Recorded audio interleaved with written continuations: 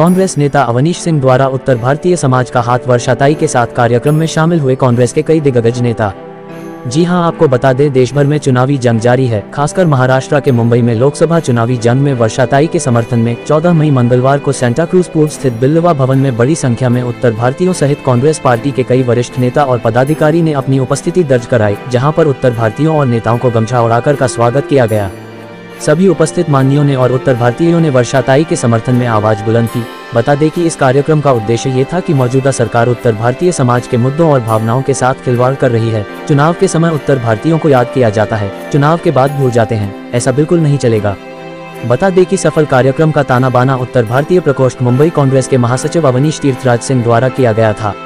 इस प्रांगण में उपस्थित सभी माननीय वरिष्ठ नेताओं ने अवनीश सिंह की सराहनीय प्रशंसा की है और उत्तर भारतीयों को वर्षाताई को वोट कर लोकसभा चुनाव जिताने का आह्वान किया है। और ठीक बात है भैया, घरे सब कुशल मंगल बा, खेत पे कटाई उटाई हो गई, गाँव में अनाज ठीक ठाक पैदा भाई, गेहूँ यो ना मालूम चुरा ले गए के साल खाएंगे, साल खाए गए। चलिए अब आप मुस्कुराइए कि कांग्रेस इंडिया गठबंधन की सरकार आ रही है। आप मुस्कुराइए कि कांग्रेस इंडिया गठबंधन की सरकार 4 तारीख को इस देश में आ रही है। हम सबके नेता यहां पर भाई जगताप जी पूछ रहे थे सलमान भाई को क्या अचानक आ गए। यूपी वाले को दावत की न्योता की जरूरत ना आ रहा, जरूरत है समाज के बीच में पहुंचने की, तो ओकरे खातिर न्योता इन्विटेशन की जरूरत ना आ रहा। ठीक है ना? हमसे पहले बहुत सारे लोगों ने अपनी बात रखी। यहाँ पर सलमान खुर्शीद साहब हैं जो हमारे केंद्रीय मंत्री रहे, जो सुप्रीम कोर्ट में देश के लोगों को इंसाफ दिलाने की हमेशा लड़ाई लड़ते हैं।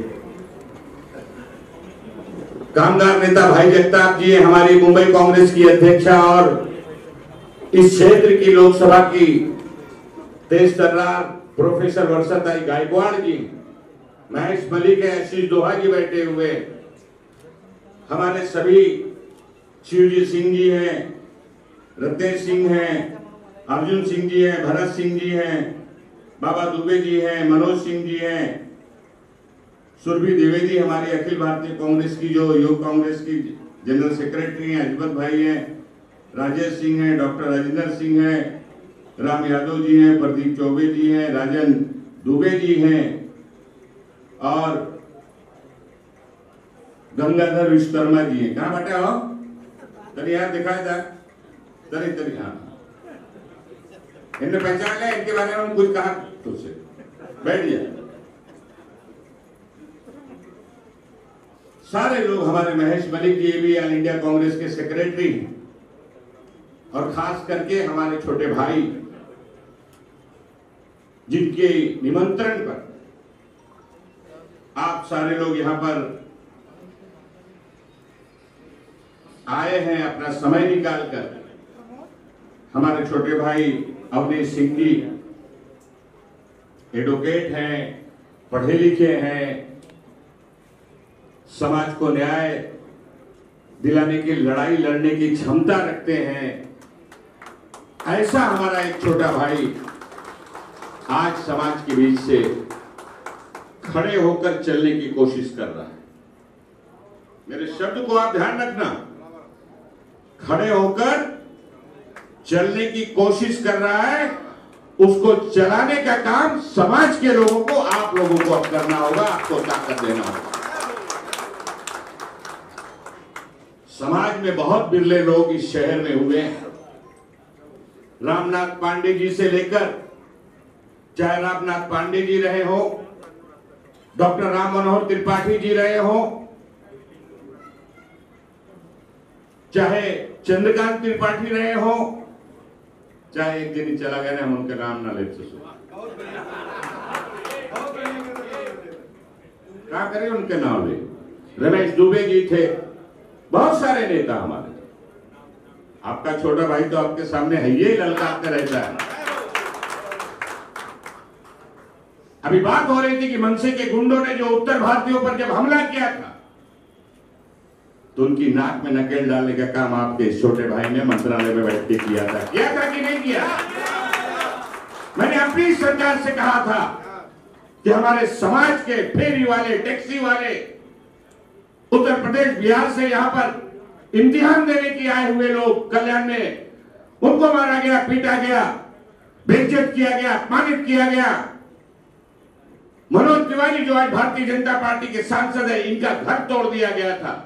रात को 1 बजे उनके घर पे उनको पहुंचकर उनकी बिटिया और उनकी पत्नी के साथ उनको ढांढस बनाने का काम नसीम खान ने किया। साहब यहाँ पर आप सबसे मिलने आए हैं, जोरदार आप खड़े होकर इनका स्वागत कीजिए, क्योंकि बहुत ही मजबूती से लड़ाई महाराष्ट्र पर आकर वो लड़वा रहे हैं।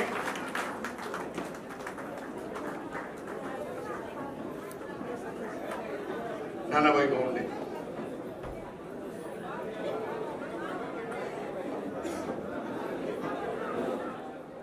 चाहे थाना, कल्याण, भिवंडी में रहने वाले उत्तर भारतीय हो, वसई, मीरा रोड, नाला सुपारा में रहने वाले उत्तर भारतीय हो, या नागपुर विदर्भ में रहने वाला हमारा उत्तर भारतीय हो, या पुणे में रहने वाला हमारा उत्तर भारतीय हो, अगर उसको मान सम्मान और महाराष्ट्र की मुख्य धारा में लाकर मान सम्मान देने का काम किया है, तो कांग्रेस की सरकार ने हमेशा दिया है। यह आपको याद रखना चाहिए।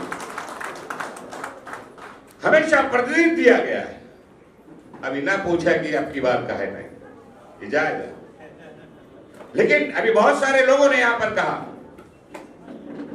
कि आने वाले दिनों में, मैं आपको जिम्मेदारी से कहना चाहता हूं, तो कांग्रेस की विचारधारा, कांग्रेस का नेतृत्व, गांधी नेहरू परिवार, जिस परिवार ने इस देश की एकता, अखंडता के लिए, इस देश को मजबूत बनाने के लिए, इस देश को विकसित करने के लिए, इस देश को एकजुट बनाए रखने के लिए कई नेताओं ने अपनी जान की परवाह नहीं की, अपनी जान की कुर्बानी दे दी।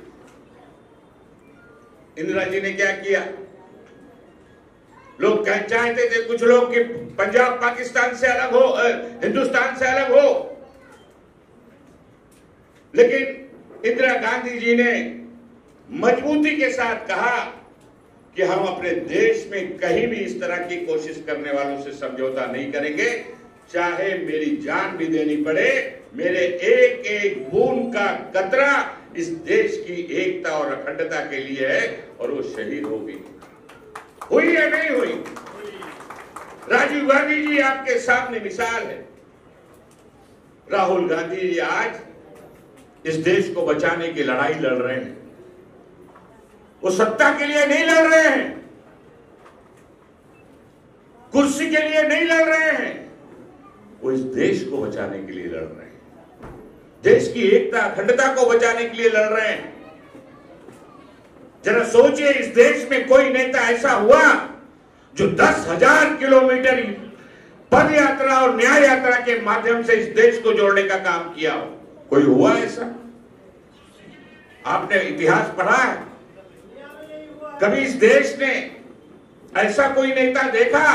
और निस्वार्थ अपने जान की परवाह किए बिना, ठंडी हो, बरसात हो, गर्मी हो, जम्मू कश्मीर की पहाड़ियां हो, सिक्योरिटी कहती थी कि सर आप इस रास्ते से बच जाइए, इस रास्ते से बच जाइए, यहां पर खतरा है, आतंकवादी हमला हो सकता है। राहुल गांधी जी ने कहा कि मेरे देश के नागरिक मेरे भाई बहन हैं, मुझे उनसे डर नहीं लगता और मुझे अपनी जान की परवाह नहीं है। इस देश को जोड़ने के लिए, इस देश को बचाने के लिए मैं मजबूती से आगे बढ़ते रहूंगा, और बढ़ते रहे। आपने देखा, आप गवाह हैं इसके। हम लोग भी चले, चरित्रा साहब इस उम्र में दौड़े उनके साथ, दौड़े उनके साथ। आप पिक्चर देखिए, फोटो देखिए। आखिर क्यों? कि एक नेता इस देश को बचाने की लड़ाई लड़ रहा है। पिछले 10 साल में क्या हुआ? क्या हुआ 10 साल में? कितने बड़े बड़े वादे किए गए थे। कभी धारा 370 के नाम पर, कभी मर्यादा पुरुषोत्तम भगवान राम की मंदिर के नाम पर, कभी अच्छे दिल लाने के नाम पर, कभी हिंदुस्तान पाकिस्तान, शमशान कब्रिस्तान, हिंदू और मुसलमान। अब तो 1 महीने से नया नैरेटिव फिक्स करना चाहते हैं। लव जिहाद, लैंड जिहाद, 8 दिन पहले नई दुकान लेके आ गए, ओट जिहाद। अरे ससुर कितना झूठ बोलोगे, कितना फेंकोगे, कितना देश के लोगों को मूर्ख बनाओगे। हिंदुस्तान पाकिस्तान, हिंदू मुसलमान, शमशान कब्रिस्तान, लव जिहाद, और जिहाद, ये सब अब नहीं चलेगा। अब तुम हिसाब दो कि 10 साल तुमने कहा था ना कि मैं चौकीदार हूं।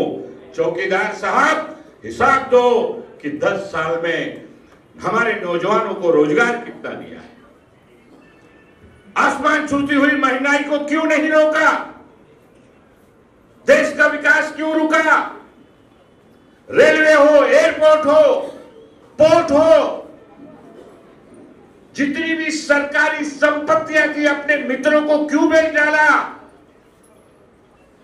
देश की जनता ये जवाब चाहती है। आप 4 दिन पहले कहते हैं कि अडानी अंबानी जी के नाम से मुझे बहुत ढेर सारी गाली दी गई। मुझे मालूम पड़ा है कि अडानी अंबानी जी ने ट्रक भर भर के भेजा है। हमारे नेता राहुल गांधी जी ने सीना ठोक के 1 घंटे में जवाब दिया कि प्रधानमंत्री जी, आपके पास ईडी है, सीबीआई है, और देश का प्रधानमंत्री अगर ऐसा वक्तव्य देता है तो इसका मतलब है उसके पास सही जानकारी है। हम भरोसा करेंगे ना, क्योंकि वो हमारे देश का प्रधानमंत्री है। वो 140 करोड़ लोगों का नेतृत्व दुनिया में करते हैं। आप अपनी ईडी, अपनी सीबीआई अडानी और अंबानी जी के घर पे भेजिए और उनको पकड़ के लाइए और उनसे पूछिए कि कांग्रेस के लोगों को तुमने कितना चंदा दिया है, तब दूध का दूध और पानी का पानी होगा। टेम्पो में बहुत बड़ी बड़ी बातें की गई। चुनाव का स्तर कितना गिराया जा रहा है। चनितला साहब, सलमान भाई, आप लोग बहुत सीनियर हम लोगों के नेता हैं। आपने पिछले 50 साल तक इस देश की राजनीति देखी है। आप लोगों ने इंदिरा जी के साथ, राजीव जी के साथ, सोनिया जी के साथ, नरसिंहा राव जी के साथ, मनमोहन जी के साथ, सबके साथ काम किया है। अटल बिहारी वाजपेयी जी को हमने 6 साल तक इस देश का प्रधानमंत्री देखा है। लेकिन इस स्तर का वक्तव्य, इस लेवल पर जाकर झूठ बोलना, देश की राजनीतिक स्तर गिरा देना, इस देश में इसके पहले कभी नहीं हुआ है, कभी नहीं हुआ। जरा आप सोचिए। शेर के जरिए मैं जवाब देना चाहता हूं कि हंगामा खड़ा करना मेरा मकसद नहीं। हंगामा खड़ा करना मेरा मकसद नहीं। हमारी कोशिश है कि सूरत बदलनी चाहिए।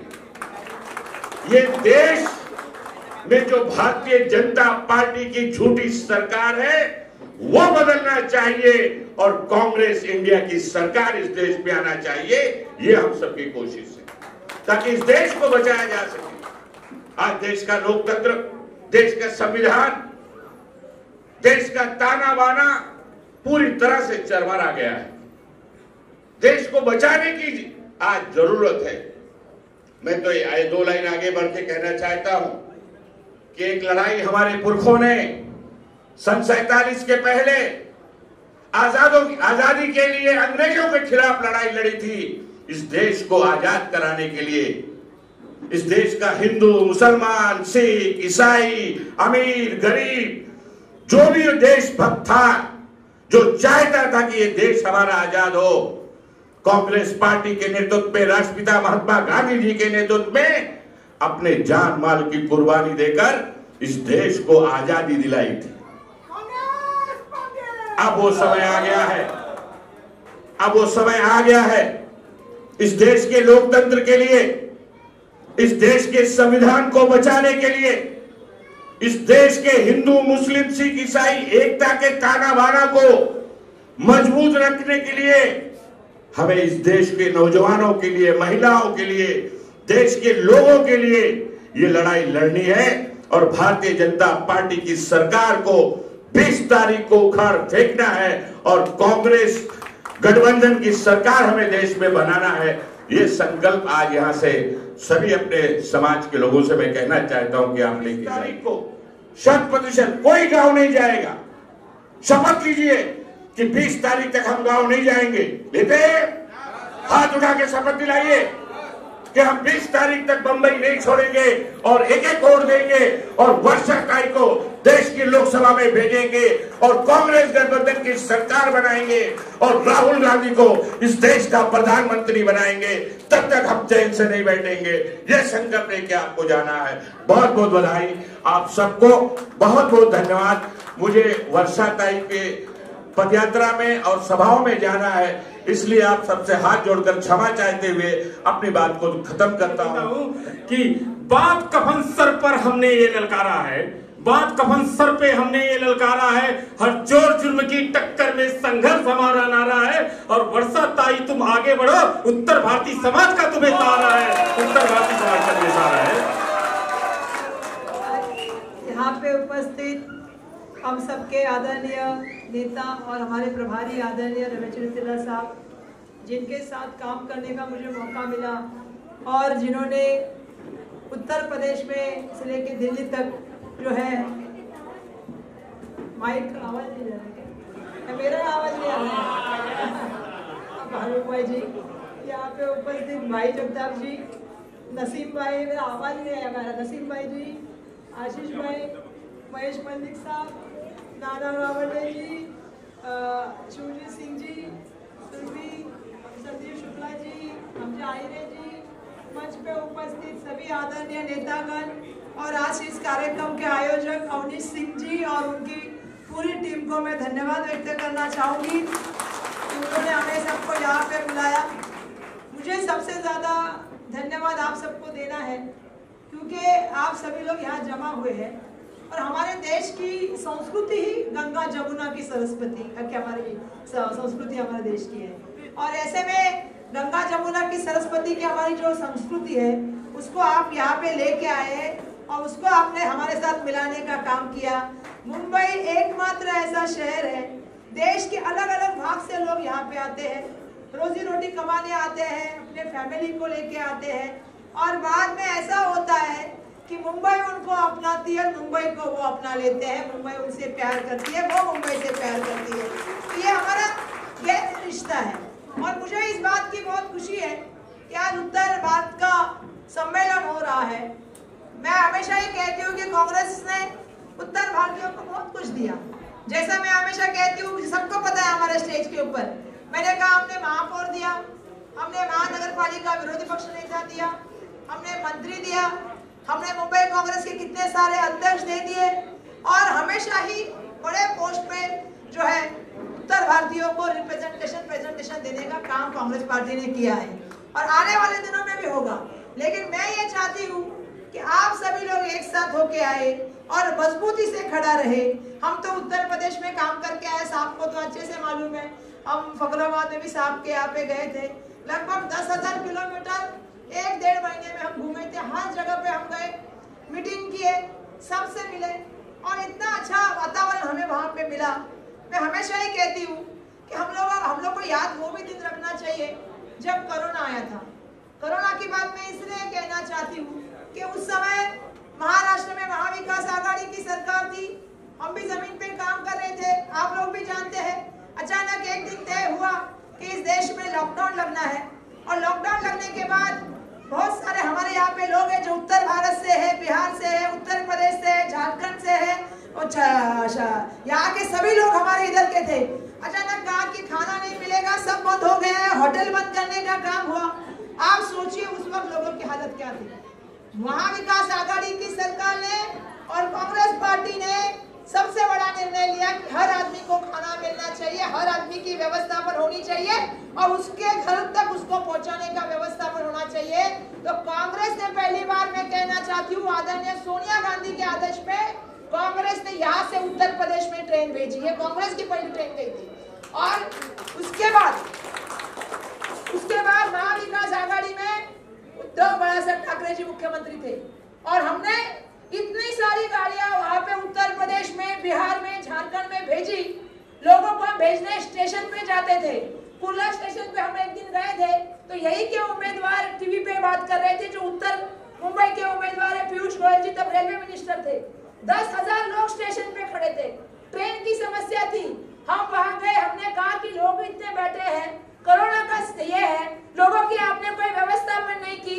उसके बाद रात को 3 बजे ट्रेन भेजने का काम हुआ। मैं आपको इसलिए याद दिलाना चाहती हूँ कि उस समय हम खड़ा रह के लोगों को खाना दे रहे थे, लोगों को सैनिटाइजर दे रहे थे, लोगों को मास्क दे रहे थे, पानी की बोतल दे रहे थे। उत्तर प्रदेश की सरकार ने क्या दिया, मेरा सवाल है, बताइए आपको। जो लोग यहाँ से गए उनको प्रदेश में लेने का भी काम नहीं किया। आपने देखा उत्तर प्रदेश में किस तरह से माँ गंगा में जो है वो पेट बहने लगे थे, लेकिन क्या महाराष्ट्र में ऐसा हुआ?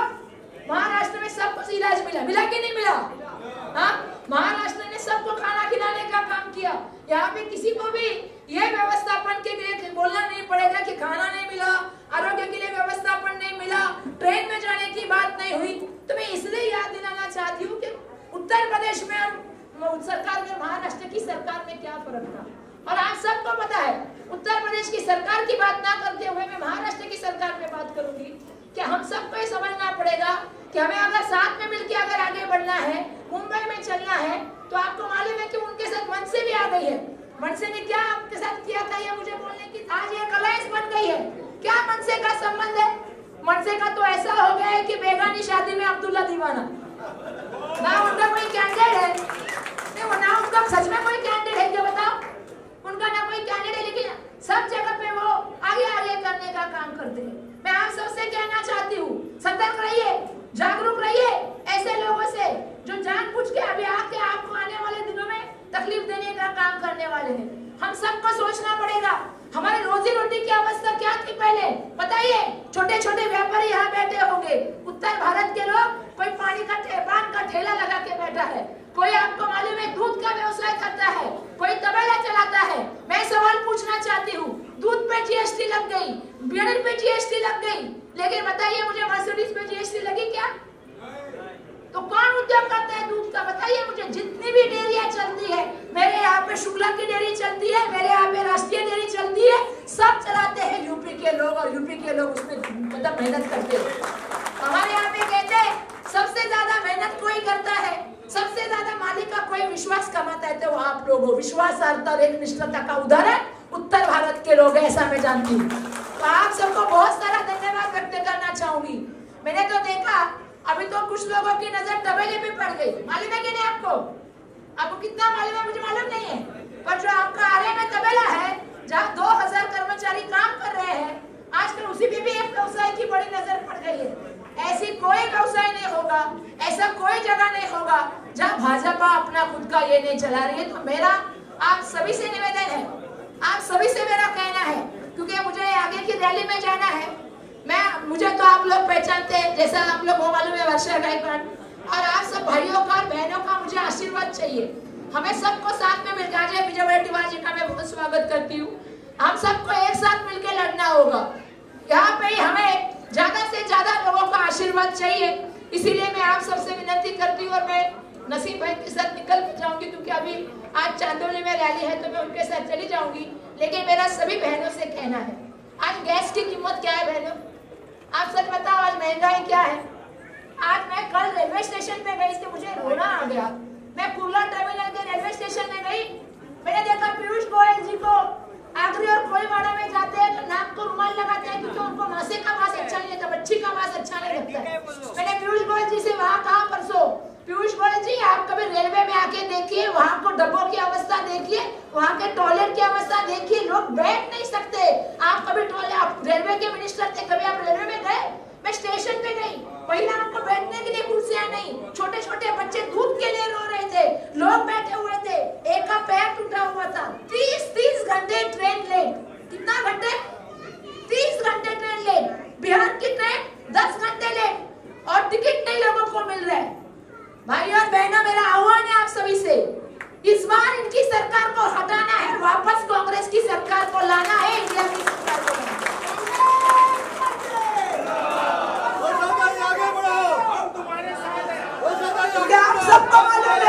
आप सबको मालूम है मैं जो चीजें कह रही हूँ जमीन की बातें कह रही हूँ। ये लड़ाई जमीन की है। ये ट्रेन में परसों देख रही थी, ये हम सब की लड़ाई है। और इस सब लड़ाई में आप कांग्रेस और इंडिया अलायंस का हाथ मजबूत कीजिए। मैं दावे से कहना चाहती हूँ कि इस बार 2004 वापस रिपीट होगा और इस बार 6 की 6 सीटें महाविकास आघाड़ी को पैसे जीतेगी। और सबको ये होगा कि आने वाले 4 तारीख को देखना चमत्कार हो जाएगा और लोग समझ जाएंगे कि इस बार लोगों ने क्या किया है। लोगों ने इस बार संविधान को चुना है, लोकशाही को चुना है और इस बार इतिहास में नाम कमाने का सोचा है। धन्यवाद। जय हिंद, जय महाराष्ट्र।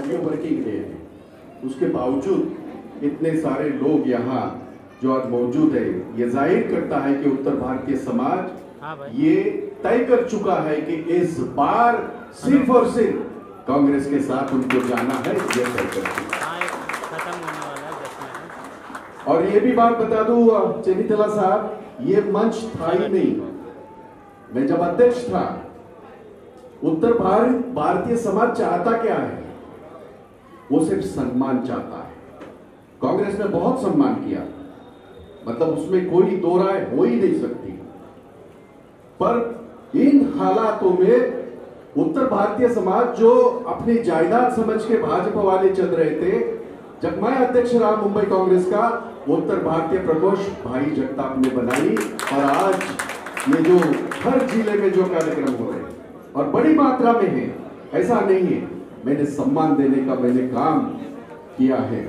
और ये जरूरी है क्योंकि ये अक्सर देखा जाता है कि उत्तर भारतीय समाज पूरी तरह सिर्फ और सिर्फ भूखा है, सम्मान का भूखा है। और मुझे खुशी होती है इस बात की कि आज उत्तर भारतीय, चाहे वो महापौर की बात हो, चाहे वो मंत्रियों की बात हो, चाहे एआईसीसी में उनका योगदान हो, लेकिन कॉर्पोरेटर की भी टिकटें उत्तर भारतीयों को अपने बड़े पैमाने में दी थी। इस बात को आप नजरअंदाज नहीं कर सकते। मैं वो बहुत सारी बातें नहीं करूंगा, लेकिन आपको ये सोचना है, आपके बच्चों को पीटा गया था, आपके परिवार वालों को पीटा गया था। नसीम भाई ने कहा, वो बिल्कुल, क्योंकि वो मंत्री थे महाराष्ट्र सरकार में, उन्होंने आवाज उठाई और उन्होंने उत्तर भारतीयों के प्रति अपनी कटिबद्धता दिखाई और कहा कि मैं इस्तीफा दे दूंगा। लेकिन उस वक्त जिस दिन कल्याण में हादसा हुआ, उस वक्त एक मराठी जिसका नाम भाई जगताप, इनसे लड़ा, इनको भगाया, वो भाई जगताप। ये नहीं कि वो क्या कहता है, ये कह के हमने कहा था मेरे हिंदुस्तान का बच्चा है, उसका अधिकार बनता है कि वो कहीं भी अपनी रोजी रोटी तलाश करने के लिए आ सकता है। किसी की हिम्मत नहीं थी, भाई जगताप खड़ा रहा। उसी कल्याण में हमने ठोका था उन लोगों को, उसी कल्याण में हमने ठोका था। रही बात हमारे सम्मान की, रही बात हम इसके आगे कैसे चले, जिनके कंधों पे आपने अपनी गर्दन रखी, उन्होंने तो आपका पूरा छुरी चला दी। अभी भी जागृत अगर नहीं होंगे तो कब जागृत होंगे ये आप बताइए। क्योंकि आज अगर पिछले 75 साल में आजादी के बाद, आजादी के पहले भी यहाँ उत्तर प्रदेश के उत्तर भारतीय रहे, खास करके घास काटने वाले यहाँ के तबेले जो भी आजादी के पहले भी थे, अंग्रेजों के जमाने में भी थे।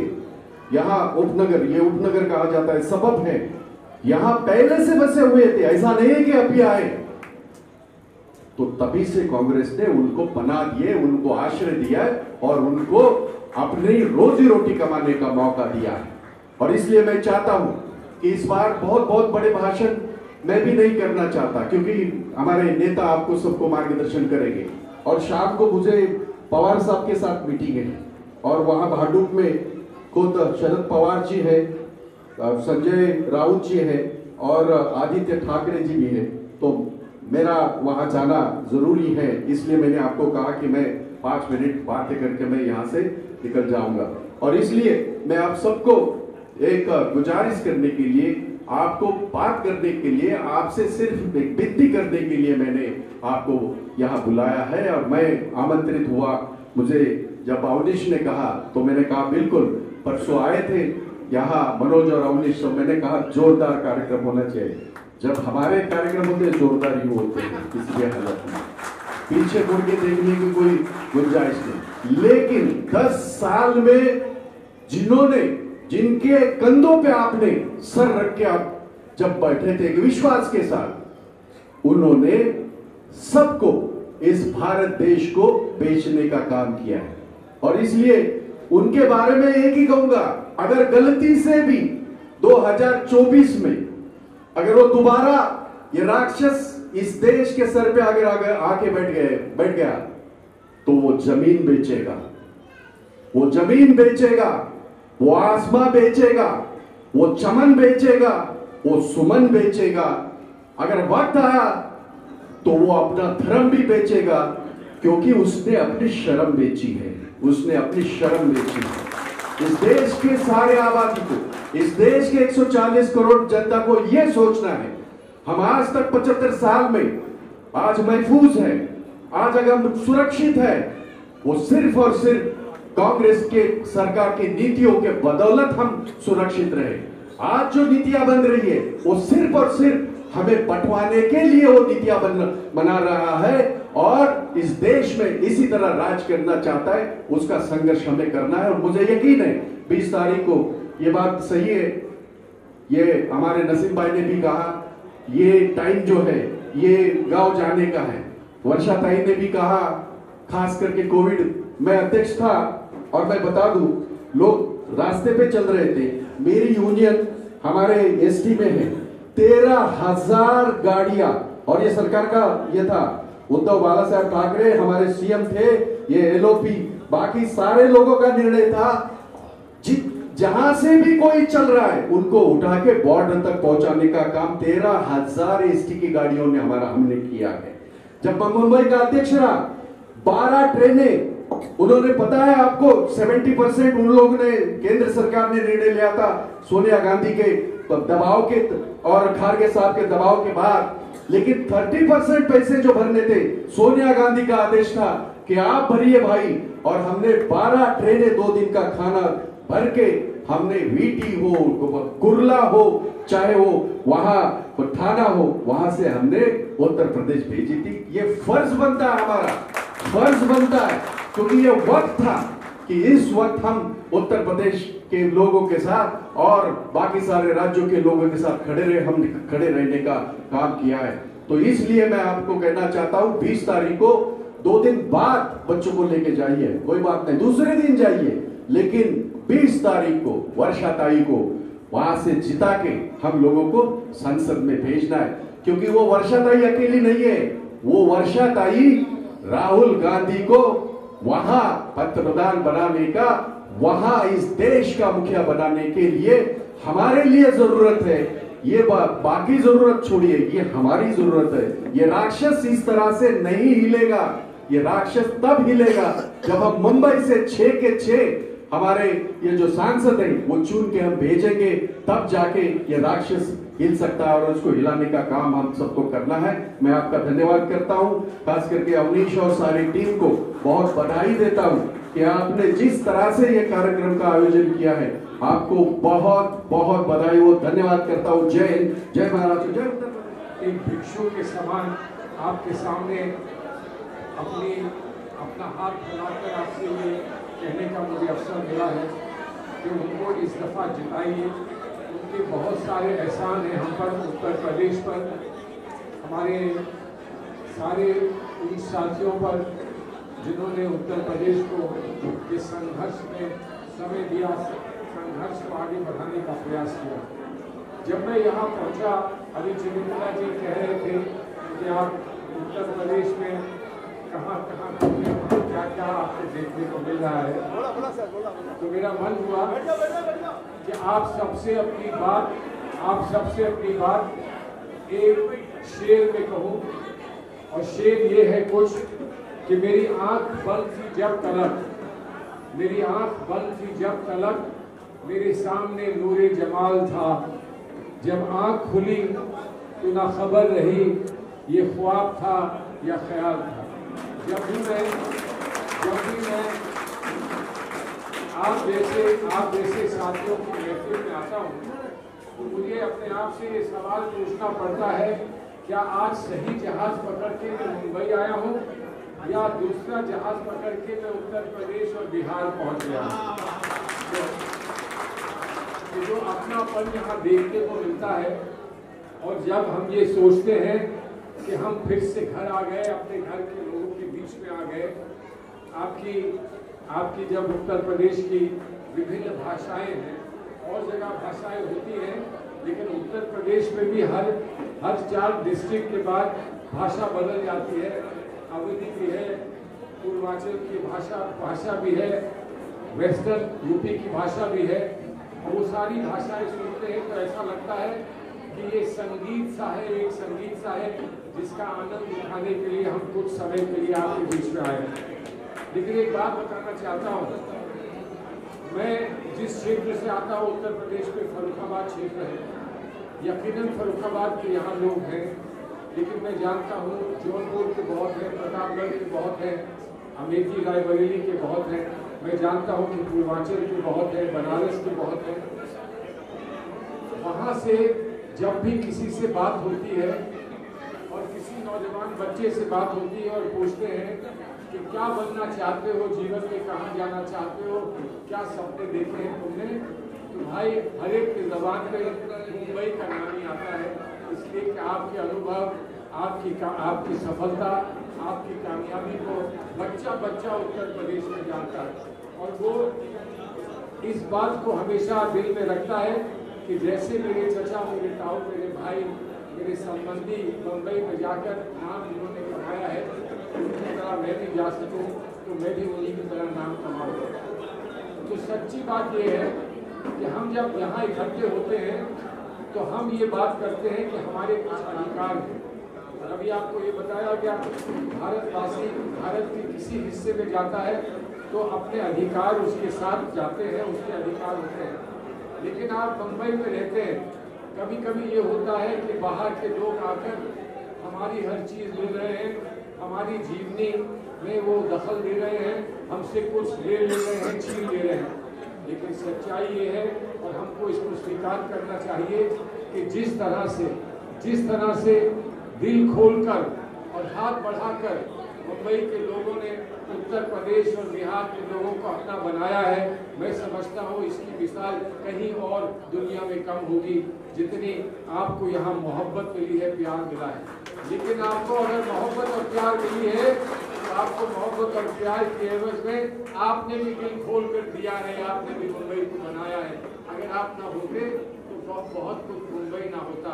मुंबई का नाम, मुंबई की शान और मुंबई की शौकत, इन सब में आपका हाथ है। कहाँ तक आपका हाथ है। अगर टैक्सी ड्राइवर कोई है तो उससे बात करो तो वो भी पूर्वांचल का, उत्तर प्रदेश का निकलता है। अरे कहीं फिल्मों में बात करो कि फिल्म में डायरेक्टर कौन है, फिल्म में ये बताओ कि कैमरामैन कौन है, तो फिल्मों में भी आप ही का नाम निकलता है, कहानी में भी आप ही का नाम हुआ करता है और किसी का नाम नहीं होता। लेकिन सबसे बड़ी बात मेरे लिए ये है कि ये एक भारत की छोटी सी तस्वीर है, जो भारत का संकल्प और भारत का सपना है कि हम मिलजुल कर एक होकर एक फैमिली, एक ही फैमिली के समान रहें, एक ही परिवार के समान रहें, गंगा जमुनी तहजीब का प्रतीक बने। तो मैं समझता हूँ जहाँ भी प्रतियोगिता इस बात की होगी तो उस प्रतियोगिता में मुंबई के लोग सबसे आगे होंगे और उसमें आप कहीं पीछे नहीं होंगे, तो बड़ी खुशी होती है। अब ये बताएं आपको, और आपको ये बात मालूम भी है, हम लोग जब चुनाव के लिए उतरते हैं उत्तर प्रदेश में तो हमसे ये कहा जाता है मुंबई में जो हमारे लोग हैं उनसे संपर्क कर लो, उनका इशारा हो जाएगा तो सारे वोट हम उनको डालते हैं। ऐसा तो हम करते हैं, लेकिन आज उत्तर प्रदेश से चलकर आए हैं कि एक इशारा तुम कर दो तो हम मान जाएंगे कि मुंबई जीत लिया है हमने। और जब मुंबई जीत लिया है हमने तो पूरे भारत में हम विश्वास करो, पूरे भारत को भी हम जीत रखेंगे। आज मैं आया प्रेस कॉन्फ्रेंस में, मुझसे ये पूछा, हमारे भाइयों ने प्रेस कॉन्फ्रेंस कराई थी, मुझसे ये पूछा कि मोदी बार बार मुंबई क्यों आ रहे हैं, महाराष्ट्र क्यों आ रहे हैं। मैंने कहा मुंबई ने कुछ इशारा किया होगा हमसे कि अब यहाँ दाल नहीं मिलेगी, तो बार बार दाल जलाने के लिए चले आते हैं। अच्छा है, उनको आने दो, उनको एहसास इस बात का तो होगा कि मैं गया तब भी मुझे मुंबई ने नहीं स्वीकार किया, नहीं माना। कहीं इस धोखे में ना रह जाए, कि मैं एक दो दफा और गया होता तो मैं मुंबई को जीत देता। आने दो, जितना वो आएंगे उससे आपको ये साफ संकेत मिल जाएंगे कि आप इसका सूत्रा साफ होने जा रहा है और मुंबई और महाराष्ट्र ही सूत्रा साफ करते हैं। दूसरी बात यह है कि आप इस बात पर अध्ययन करें कि कहा यह जाता है मोदी है तो मुमकिन है, ये कहा जाता है ना अक्सर। ये क्या मुमकिन है जो हमने यहाँ कर दिखाया, जिस तरह से आज़ादी बनी वहाँ सब कुछ मुमकिन है। आपने मुमकिन भी करके दिखा दिया। एक ही चीज थी जो मोदी जी के पास थी, वो भी आपने मोदी जी से छीन ली है। अब मोदी जी एक तरफ तो ये कहते हैं कि हम हैं अब की बार 400 पार, और अगली बात जो कहते हैं लेकिन कांग्रेस आ गई तो ये कर डालेगी, कांग्रेस आ गई तो ये कर डालेगी। जब 400 तुम ले चुके हो तो कांग्रेस कहाँ से आएगी भाई? तुम्हें डर इस बात का लगा है कि 400 जरा कुछ ज़्यादा भूल गए, तो कह दो जनता से कि हम 400 जरा ज़्यादा भूल गए, हमारे इतने नहीं आ सकते हैं। चलो अब जितने आने हैं उस पर हम लोग बहस करें, उस पर हम लोग बात करें। सच्ची बात ये है माहौल बहुत अच्छा है, पूरे भारत में माहौल बहुत अच्छा है। केरला से लेकर और कश्मीर तक वहाँ भी एक फेज का वोट हो चुका है। पूरे भारतवर्ष में उत्तर प्रदेश और बिहार को उसमें सम्मिलित करता हूँ। हाल बहुत अच्छा है और ये सब इसलिए है कि आपने मन में ठानी है कि अब कुछ करके हमें दिखाना है। और रहे मोदी जी और भारतीय जनता पार्टी, हमारे और पार्टियों को भी यहाँ संबंधित लोग और हमारे साथी यहाँ हैं, उनको भी संबोधित करते हुए उनको भी शुक्रिया और उन्हें भी धन्यवाद कहते हुए एक शेर से पैगाम देता हूँ मोदी जी को और उनके सब साथियों को कि तुम नाहक टुकड़े चुन कर दामन में छुपाए बैठे हो।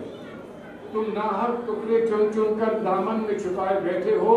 शीशों का मसीहा कोई नहीं, क्यों आस लगाए बैठे? हमारे शीशों के मसीहा नहीं है, ये सब हीरो वाले मसीहा हैं।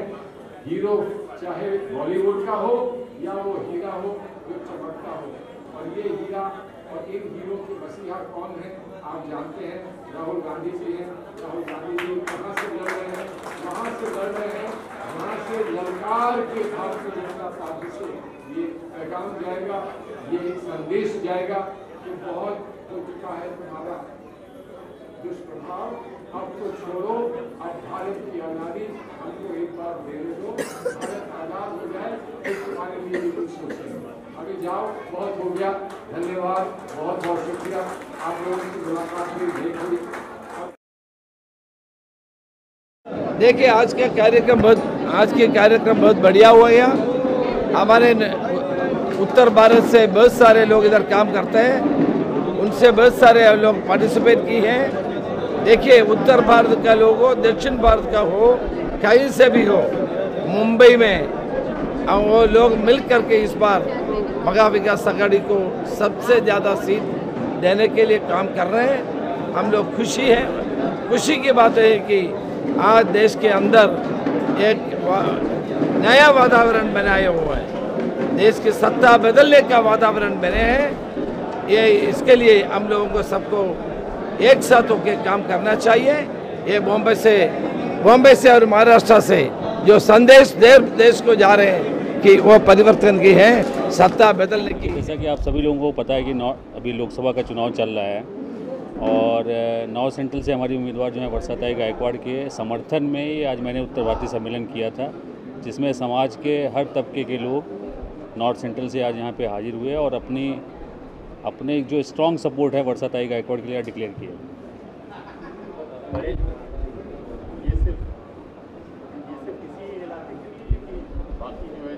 नहीं, ये सिर्फ नॉर्थ सेंट्रल के लिए था। वर्षाताई गायकवाड़ जी जो हमारे यहाँ से कैंडिडेट हैं, उनके सपोर्ट के लिए उत्तर भारतीय समाज का एक ये जमावड़ा था और उनके समर्थन में हमने एक कार्यक्रम रखा था।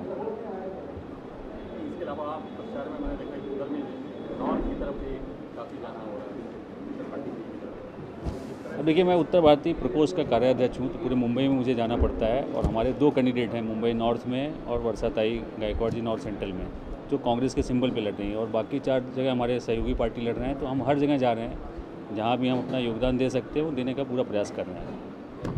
उत्तर भारतीय हमेशा पहले परंपरागत कांग्रेस का था, लेकिन शिफ्ट कर गया इलेक्शन से। देखिए, कोई भी पार्टी अगर किसी समाज को ग्रांटेड ले लेगी कि उत्तर भारतीय समाज उनका ही है, तो इस गफलत में न रहें। उत्तर भारतीय समाज जानता है कि उस समाज के लिए कौन काम करता है, कौन किया है। कुछ कारणों से हो सकता है कुछ टाइम के लिए थोड़ा चले गए होंगे बीजेपी की तरफ, लेकिन मुझे लगता है कि इस चुनाव में ये देखने को मिलेगा कि उत्तर भारतीय समाज मजबूती के साथ कांग्रेस और इंडिया गठबंधन के साथ खड़ा रहेगा। क्या लगता है 6 सीटों पर जो 20 तारीख को क्या रहेगा ट्रेंड, उत्तर भारतीय किस तरफ जा रहा है, क्या होगा? जैसा कि मैंने आपको बताया कि उत्तर भारतीय समाज एक अंडर करंट चल रहा है जो एंटी बीजेपी चल रहा है, क्योंकि बीजेपी का जो उत्तर भारतीयों के प्रति रवैया रहा, अभी देखिए परसों या नरसों जो है भिवंडी में हुआ, उत्तर भारतीय जो मतलब ये उत्तर भारतीयों पे हमला बीजेपी के पदाधिकारियों ने किया। हमारे उत्तर भारतीय समाज के जो नेता बीजेपी में हैं, उन्होंने एक आवाज़ नहीं उठाई उसके खिलाफ। राज ठाकरे को उन्होंने अपने साथ ले लिया। जो राज ठाकरे का इतिहास अगर आप देखोगे तो एंटी उत्तर भारतीय समाज ही उनका राजनीतिक स्टैंड है, और उसके अलावा उनके पास कुछ है नहीं राजनीति। आज उनका कैंडिडेट भी नहीं है, लेकिन वो परोक्ष रूप से उनको सपोर्ट कर रहे हैं। तो कहीं ना कहीं उत्तर भारतीय समाज ये समझ रहा है कि बीजेपी हम लोगों को सिर्फ एक वोट बैंक के रूप में समझती है, और इसका जवाब हम लोग 20 तारीख को देंगे। 100%। 100%। आज आपके तमाम वरिष्ठ नेता यहाँ गए, क्या कुछ कहना चाहेंगे, कैसे नहीं छोड़ना चाहेंगे? ये आपने सोचा था कि इतने सारे जितने भी नेता हैं, वरिष्ठ नेता हैं, सभी यहाँ पे मौजूद रहे, इसको लेकर क्या कुछ? देखिए, उन लोगों का प्यार है मेरे लिए, और मैं रमेश चन्नीथला साहब जो हमारे प्रभारी हैं, सलमान खुर्शीद साहब जो जाने माने वकील हैं और कांग्रेस के सीनियर लीडर हैं, भाई जगताप जी मुंबई के पूर्व अध्यक्ष और आमदार, नसीम खान जी पूर्व मंत्री, विजय वडेट्टीवार जो अपोजिशन लीडर हैं, और बाकी समाज के हमारे समाज के जो सभी गणमान्य लोग और नेता यहाँ पे उपस्थित होके और वर्षाताई के सपोर्ट के लिए उन्होंने जो अपना एक एजेंडा बताया है कि हम लोग मिल के और एक साथ पूरी ताकत लगाएंगे वर्षा गायकवाड़ को जिताने के लिए। चांदीवली विधानसभा जहाँ से वर्षाताई लड़ रही है, कहीं ना कहीं नसीम खान का वो एरिया है, वहाँ पे बहुत इस तरह से भरा पड़ा हुआ। तो आपने देखा है कि किस तरीके से मतलब चुनाव प्रचार हो रहा है, जैसे लेडी बीजेपी की भी रैलियाँ निकल रही, तो क्या लगता है आपको? देखिए, चांदीवली एक विधानसभा है जो इस लोकसभा का एक पार्ट है। इस लोकसभा में 6 विधानसभा है, उसमें एक चांदीवली है, और आज भी चांदीवली में देखेंगे तो वहाँ पे लाइनअप है, मीटिंग्स, रैली, और जैसा कि नसीम खान जी ने ओपनली डिक्लेयर किया कि वर्षाताई के लिए वो काम करेंगे और उनको भारी से भारी बहुमत से जिताने का प्रयास करेंगे।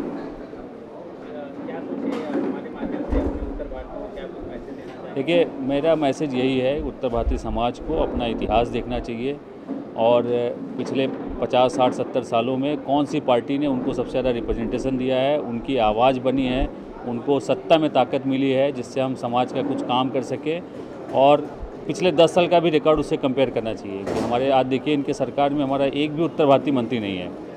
कांग्रेस की गवर्नमेंट रहती थी तो 3-3, 4-4 कैबिनेट मिनिस्टर रहते थे, आज कोई मंत्री नहीं है। हमने मेयर बनवाया, हमने अपोजिशन लीडर बनवाया, कांग्रेस पार्टी के अध्यक्ष 2 उत्तर भारतीय बने, लेकिन अब अगर आप बीजेपी का रिकॉर्ड देखोगे तो ना उन्होंने कभी मंत्री बनाया, ना उनके पार्टी का कोई मुंबई का अध्यक्ष बना उत्तर भारतीय। तो कहीं ना कहीं वो हमको एक वोट बैंक के रूप में समझ रहे हैं, जो इस भ्रम को हम इस बार तोड़ेंगे, मुझे ऐसा पूरा भरोसा है। मोदी जी का जो सपना है 400 पार, मुझे लगता है उसको सिर्फ सपना ही रहने देंगे हम लोग। उसको सपना जैसा वो डिक्लेयर किए थे वैसे सपना में वो चला भी जाएगा।